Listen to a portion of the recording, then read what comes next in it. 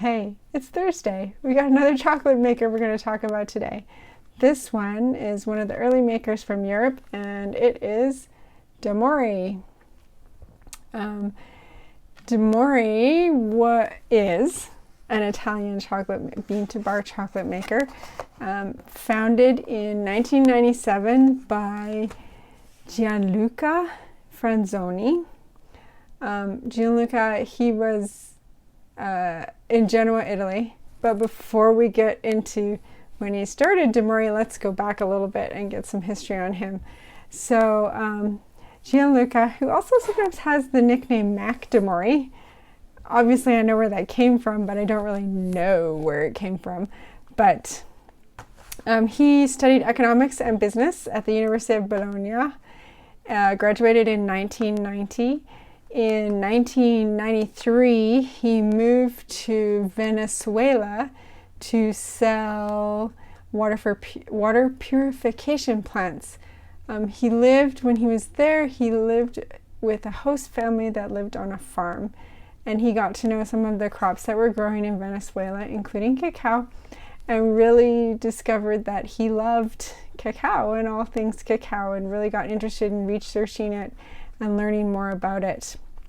He had a friend who was an Italian Venezuelan who ran a restaurant, and Gianluca decided that he wanted to make chocolate and sell chocolate in this restaurant.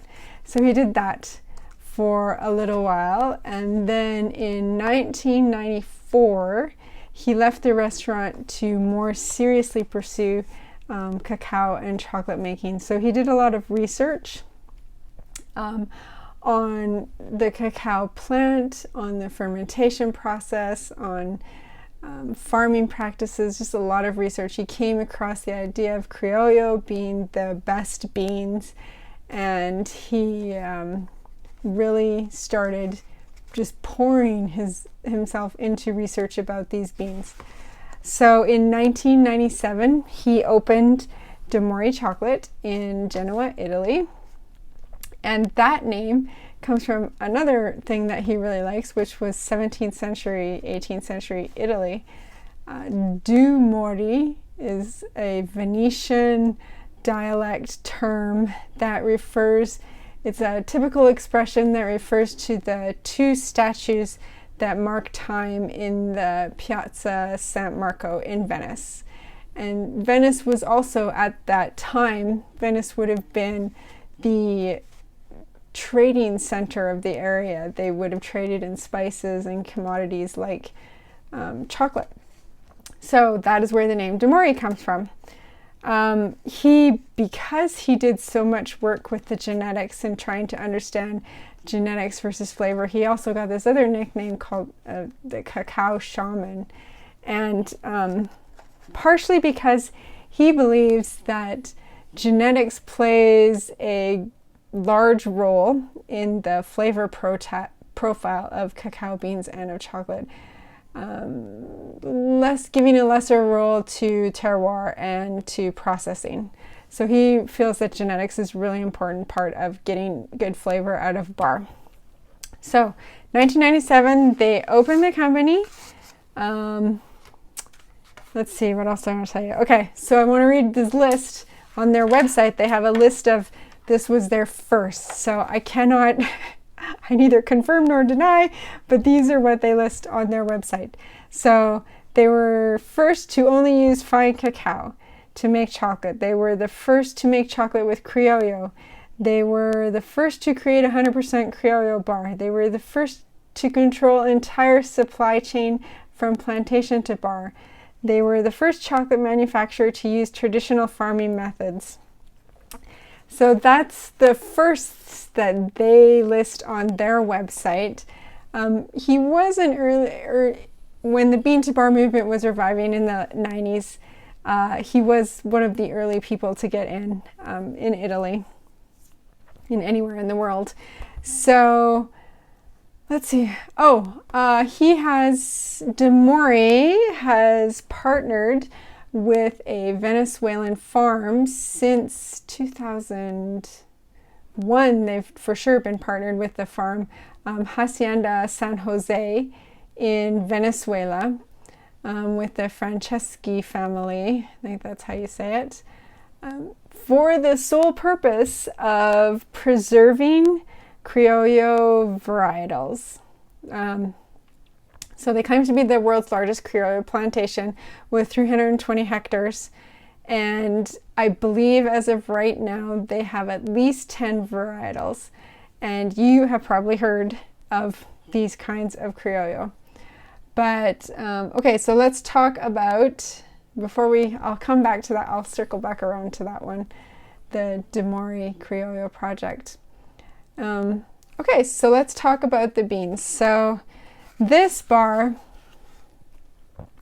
the Criollo Porcelana, was for a long time considered the holy grail of chocolate, really.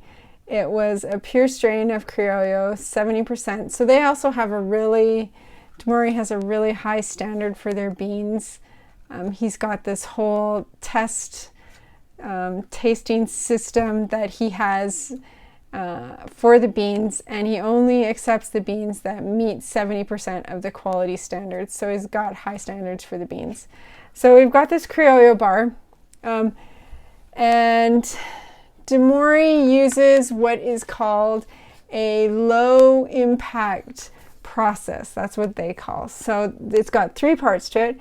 The first part is the roasting of the beans. So Domori roasts the beans at a lower temperature than most other manufacturers do, about 100 to 120 degrees Celsius, which they feel accentuates the flavors and does not destroy them. So a lot of makers will roast at a high temperature, 150 degrees Celsius, because it tends to hide defects in beans. So a lot of candy chocolate will be high roasted. When you roast something at a very high temperature, it ends up having a high acidity.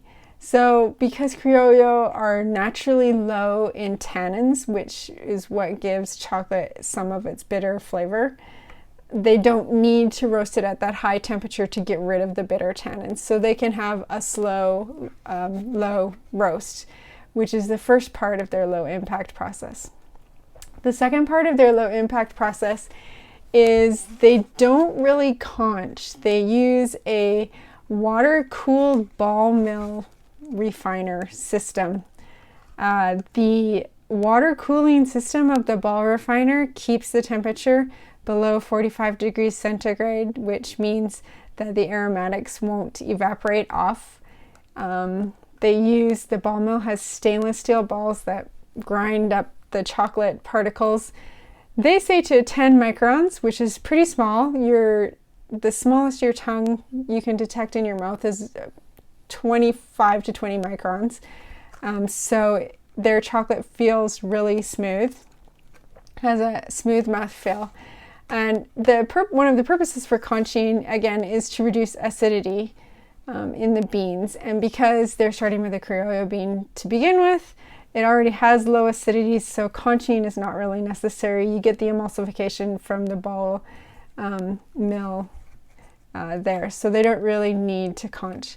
And the third thing of their low impact process is that they have what's called a short recipe, which is 2 ingredients, cocoa mass and cane sugar. On each one of their bars, that's all it is. Let me see if this will come into focus. Well, we'll look at that later, close up. All their bars only have 2 ingredients, no vanilla, no lecithin, just the 2 ingredients, and that is because they claim to start with beans that have really great taste to begin with. Their beans, they usually pull on like one particular flavor that they're pulling out of the beans to really accentuate. So that is why that process, the low impact process, is one of the reasons why they produce a fine chocolate. So in 2008, here comes the controversy. In 2008, Domori was 80% purchased by the coffee maker, the Italian coffee maker And that company owns several fine flavor products like wine, coffee, jams, tea. So they have a lot of interest in having another fine flavor product like chocolate in their lineup. Franzoni, Gianluca Franzoni, the founder of Domori, remains the president of the company, and he is still active in the company. So a lot of times when chocolate makers, small chocolate makers, get bought out by larger companies, many people feel that the quality of the chocolate goes down. That may be the case in some of the chocolate makers. It may be the case in all of the chocolate makers. The thing that large corporations are very good at doing is maintaining consistency. They're not great at experimenting. They are not great at doing micro batches. They're very good at having a consistent set of products. Whether or not they maintain the standard, I guess that's up to the company and what they're willing to do to increase their profit margins. So some people say as soon as that happens, the company gets bought out, well, their quality goes down. Domori is now becoming more available in many European grocery stores, and a lot of people are calling it grocery store chocolate and saying that it's stop buying, it's no good. You know what? If you like it, buy it and eat it.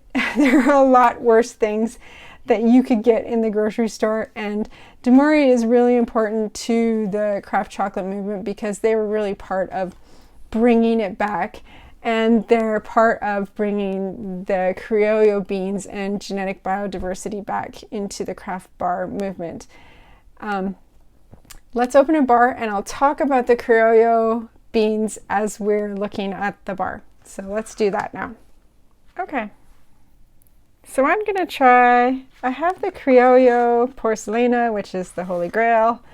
The Holy Grail bar. I have their 100% Criollo, which is the one they claim to do first. But today I think I'm going to open this one, the Criollo Puertofino, 70%. This one is made with Acumare. So the varietals that they have growing on the Hacienda San Jose, you would recognize lots of those names. You would see them on other bars. In 2019, Domori has made a commitment to review their packaging and focus on waste and material reduction so that they're using less materials, and they were hoping to do that, reduce that by 30%. They also have a sustainability commitment to helping out the farmers, paying a fair price, sustainable farming, that sort of thing. So, okay, if we take a look at the back here, we've got, this is a Portofino bar, Hacienda San Jose. That is the plantation that they are partnered with. Dark chocolate, Acumare 67 would be the type of Criollo. We've got some tasting notes here. Here we have 2 ingredients. This is their low impact short recipe. So cocoa mass and cane sugar. What else do we have on here? Oh, here's the 80% owner. Oh, they're not in Genoa, Italy anymore. They're in None, Italy, which is just outside of Turin. Okay, so I think that's all we have on here. Oh, and the little cacao flower is their symbol. All right, so let's open this Criollo bar up. They're smaller bars. They're not huge bars. It's only a 2 25-gram bar. Okay, let's flip this around. All right, so I take a look at it. It smells really good. Boy, it's got a lot of aroma coming off of it right now. So it's got a nice shine to it, good temper. It's not a super thick bar, but it looks nice and it smells really great. Great aroma coming off of it. So let's listen for the snap. Not bad. In general, European bars have a little more cocoa butter, so they don't have such a super strong snap. Let's smell and see what we can smell. Oh boy. So, chocolate, earthy notes, tobacco. Some nice aromas coming off this bar. All right, so we'll give it a taste and we'll come back and talk about it. Okay, so this is a nice bar. Lots of interesting flavors. So when I taste this, right away I taste the tobacco, roasted walnuts, very earthy flavor, but then you also get some fruitiness in there, some tropical fruits, maybe some raisin, a little bit of undertone of caramel, chocolatey, and a little tiny bit bitter at the end. Now, if you think about what I just said and compare, so here's the thing about tasting notes. That's their tasting notes. You taste what you taste. If you don't taste all of those notes, does that make you wrong? No. Does it make them more right? No. It just means this is what they tasted and you taste what you taste. So I got the tobacco. I said roasted walnuts. I have no idea what they mean by forest fruits. I'm not even sure what a forest fruit would taste like. I don't know how you classify that. Mushrooms, that's probably what I was categorizing as earthiness. So just because you match up or don't match up with their tasting notes doesn't make a difference. Do you like the chocolate or not? That's what makes the difference. So Domori has a unique mouthfeel, very, very smooth, that some people either really like or really dislike. But it is a very nice bar. It's got a unique set of flavors in it. So that's the Criollo Puertofino bar from Domori. Hey, so that's the Domori Portofino bar, but I want to talk to you a little bit more about the Domori Criollo Project, which is in 2019 was their 25th anniversary, and they are partnered with the Hacienda San Jose in Venezuela, and they are important in trying to maintain genetic diversity, to grow strains of Criollo, to maintain what some people believe is the original kind of cacao, the Criollo type of the tree. So they grow varietals that you have heard of in other chocolate makers. They have what they call 3 brand ambassadors. Porcelana is one kind of Criollo, that is their brand ambassador. The other 2 is Chihuahua, which is a place, but also a type of Criollo. And the last one is Guarsare, which I guarantee that if you eat fine chocolate, you've heard of those 3 kinds of Criollo beans, those monovarietals. Actually, they are so popular that starting in September of 2019, if you wanted some of those beans, you had to reserve some of those limited edition cacao beans. So they're doing a great job at preserving this kind of cacao and exploring new varietals out there of Criollo. So that is Domori, one of the early European bean-to-bar makers, championing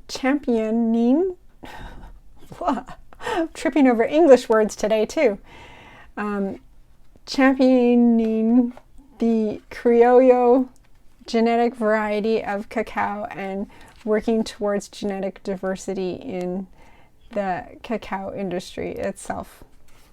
So there you have it. Next week, we will have another bean-to-bar maker. We might be heading back to the US next week to look at someone who's more recent. So if you would like to hear about that maker, or if you'd like to hear about more chocolate makers, subscribe so you can get a new one every Thursday. Thanks.